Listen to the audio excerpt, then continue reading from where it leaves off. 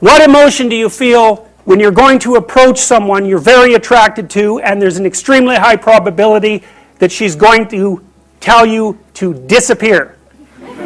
Right, exactly, absolutely, because it's a real judgment, right? We're going to see a movie called Crumb where you'll see this in great detail. But it's a real judgment. It's like the best judgment is, well, I don't mind your physical presence, but your genes should definitely not survive another generation. Right, and that's sort of generally translated into, I think we should just be friends.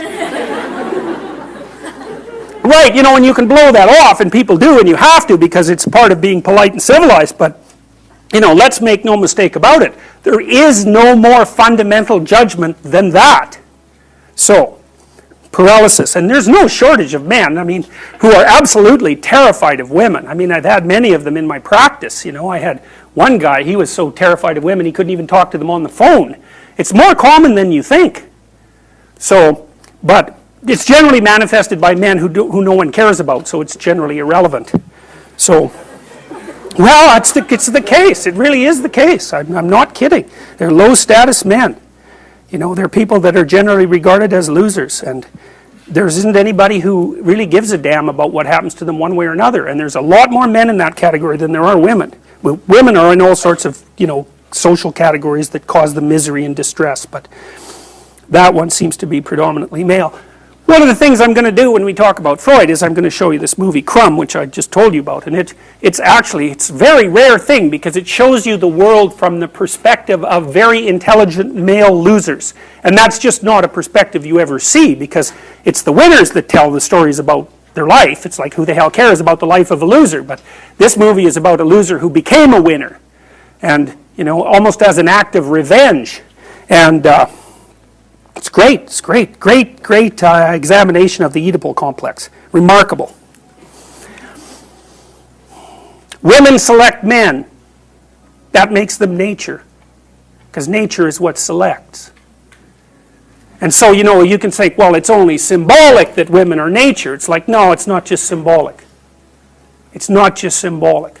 You know, and the woman, in some sense, is the gatekeeper to not in some sense, is the gatekeeper to reproductive success. And you can't get more like nature than that.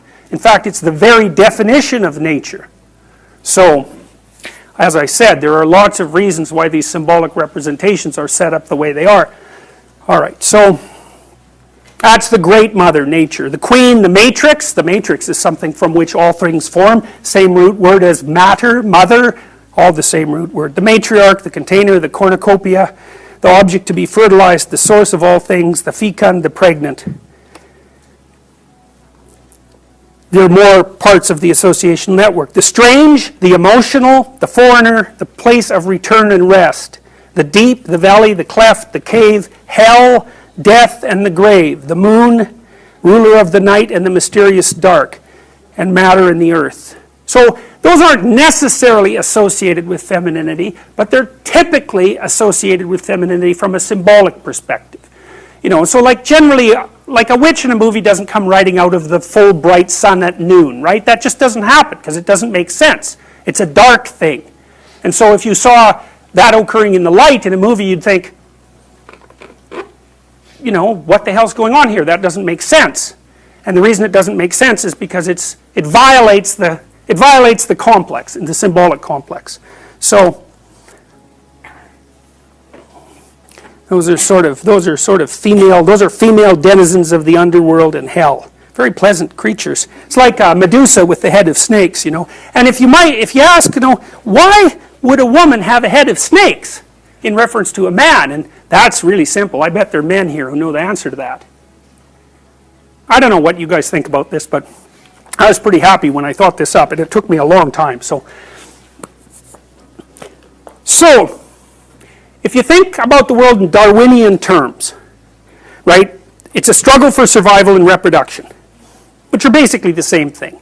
Survival is you, but reproduction is the survival of your genes. So it's a survival issue over very long spans of time. Okay. What do we call the selection mechanism?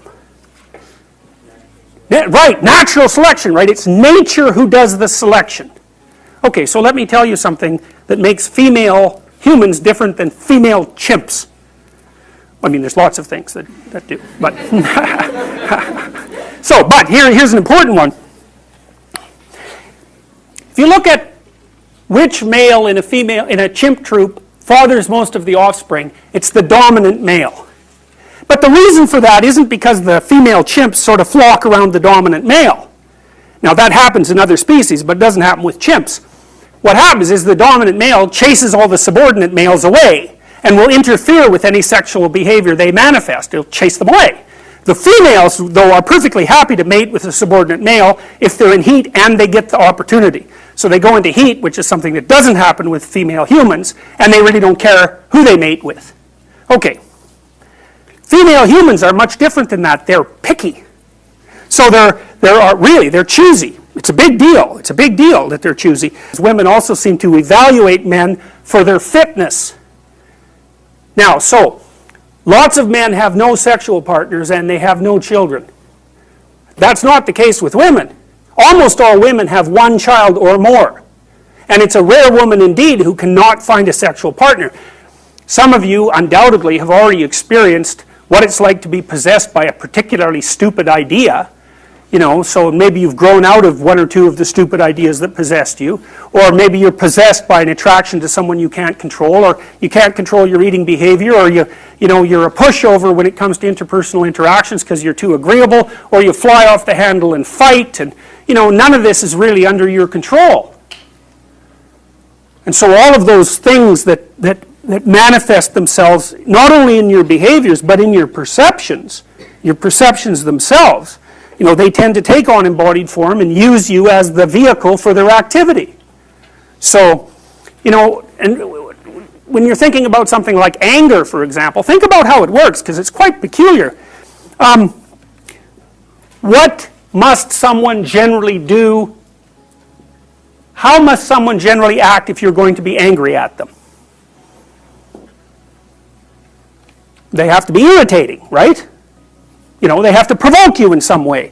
Well, the mere fact that you perceive what they're doing as irritating or provoking doesn't ensure that anyone else would have thought about it as irritating or provoking, or that that's what they meant, or that that's what's happening. And my point is, it's very important to think about these complexes of ideas as subpersonalities, because otherwise you really don't get what they're like. If you're angry, if you have a proclivity towards anger, especially if it's an unthinking proclivity, anything that someone says might irritate you. And it isn't like they say something and you think about it and then you get irritated. It's like you perceive the person as irritating. Maybe it's just the way they hold their mouth or something. It can be very, very subtle. And you might say, well, it's not me, it's you. It's not that I'm irritated by you. It's that you're irritating. And that, that's a very difficult thing to settle.